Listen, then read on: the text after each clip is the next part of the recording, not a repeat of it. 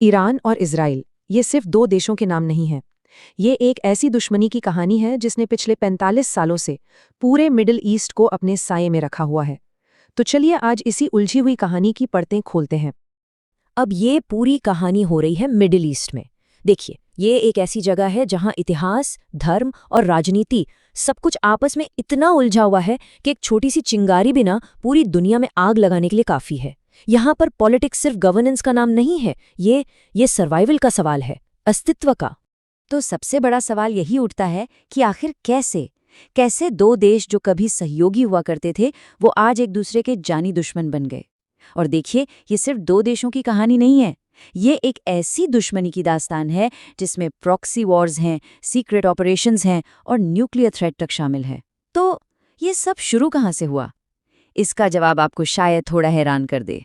आज की तारीख में इस बात पर यकीन करना शायद बहुत मुश्किल होगा, लेकिन एक वक्त था जब ईरान और इजराइल दुश्मन तो छोड़िए, बहुत करीबी दोस्त हुआ करते थे। जी हाँ, दोस्त। चलिए कहानी की शुरुआत इसी दोस्ती के दौर से करते हैं। जरा सोचकर देखिए, एक तरफ शाह का ईरान, दूसरी तरफ इजराइल, और दोनों के बीच इतने गहरे रिश्ते थे। मतलब ऑयल ट्रेड में तो जबरदस्त कोऑपरेशन था ही। इनकी स्पाई एजेंसीज भी एक दूसरे के साथ इंटेलिजेंस शेयर करती थीं, यहाँ तक कि इनकी मिलिट्री टाइज भी बहुत मजबूत थे। तेहरान और तेल अवीव के बीच तो डायरेक्ट फ्लाइट्स चला करती थीं। तो ये मिडल ईस्ट में एक यहूदी देश और एक मुस्लिम साम्राज्य के बीच का एक बहुत ही मजबूत और उतना ही कह सकते हैं अनयूजुअल अलायंस था। सब कुछ ठीक चल रहा था, लेकिन फिर आया साल 1979 और इस साल एक ऐसी घटना हुई जिसने सिर्फ ईरान का नहीं बल्कि पूरे के पूरे मिडल ईस्ट का नक्शा हमेशा हमेशा के लिए बदल कर रख दिया। साल 1979 में ईरान में हुई इस्लामिक क्रांति। जो वेस्ट के समर्थक शाह थे, उन्हें सत्ता से उखाड़ फेंका गया और उनकी जगह ईरान बन गया एक इस्लामिक रिपब्लिक, जिसके सुप्रीम लीडर बने अयातुल्ला खुमैनी। और बस इस एक घटना ने दोस्ती के उस पूरे समीकरण को जड़ से ही खत्म कर दिया। और खुमैनी ने आते ही अपना रुख बिल्कुल साफ कर दिया। उनका एक बयान था जिसने पूरी दुनिया को हिला दिया। उन्होंने कहा, अमेरिका ग्रेट सेटन है और इजराइल लिटिल सेटन है। बस कल तक जो सहयोगी थे वो ईरान की नई सरकार की नज़रों में अब सबसे बड़े शैतान, सबसे बड़े दुश्मन बन चुके थे। तो आप देखिए, रातों रात सब कुछ पलट गया। जो रिश्ते कभी सहयोग और एक दूसरे को मान्यता देने पर बने थे, वो अब सीधे सीधे टकराव और दुश्मनी में बदल चुके थे। दोस्ती का वो चैप्टर पूरी तरह से खत्म हो चुका था और अब शुरू होने वाला था एक नया और बहुत ही खतरनाक अध्याय। अब देखिए, क्रांति के फौरन बाद ईरान सीधी सीधी लड़ाई में इजराइल से भिड़ने की हालत में तो था नहीं, तो उसने एक दूसरा रास्ता अपनाया। एक ऐसा रास्ता जहां जंग तो होगी, लेकिन पर्दे के पीछे से।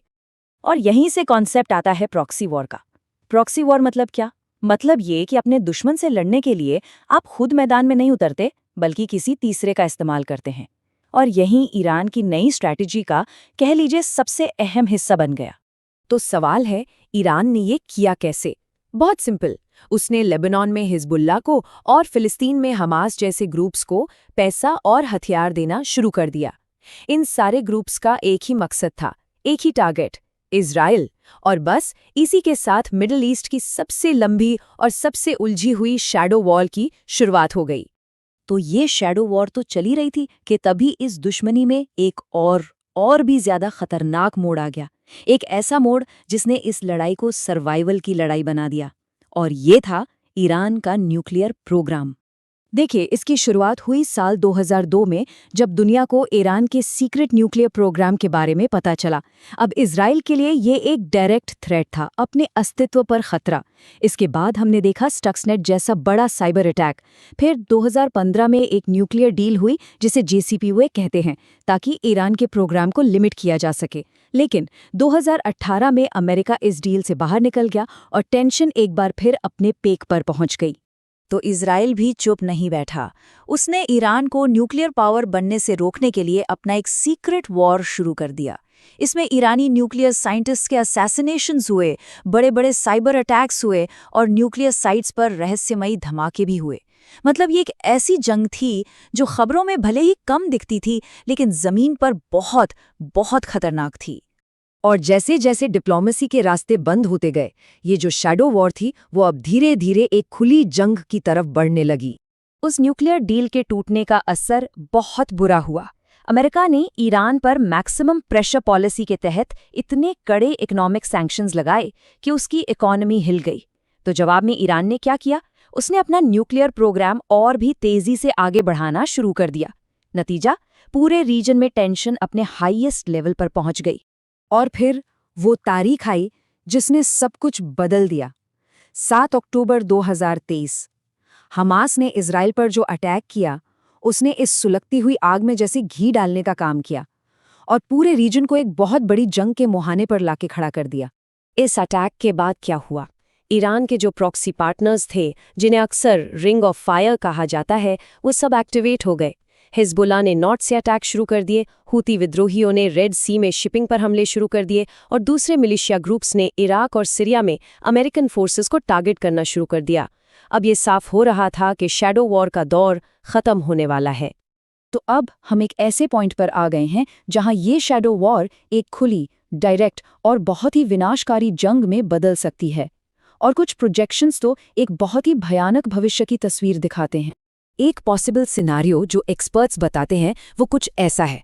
मान लीजिए 2025 में इजराइल ईरान पर एक बड़ा एयर अटैक करता है। इसके जवाब में ईरान पहली बार डायरेक्ट हमला करता है, सैकड़ों मिसाइलों और ड्रोन्स के साथ। और 2026 तक अमेरिका और इजराइल मिलकर ईरान के अंदर एक बहुत बड़ा जॉइंट ऑपरेशन लॉन्च करते हैं जो पूरे मिडल ईस्ट को एक फुल स्केल रीजनल वॉर में धकेल देता है। हाँ, ये सिर्फ एक प्रोजेक्शन है, एक अनुमान, लेकिन ये बताने के लिए काफ़ी है कि सिचुएशन कितनी ज़्यादा गंभीर हो चुकी है।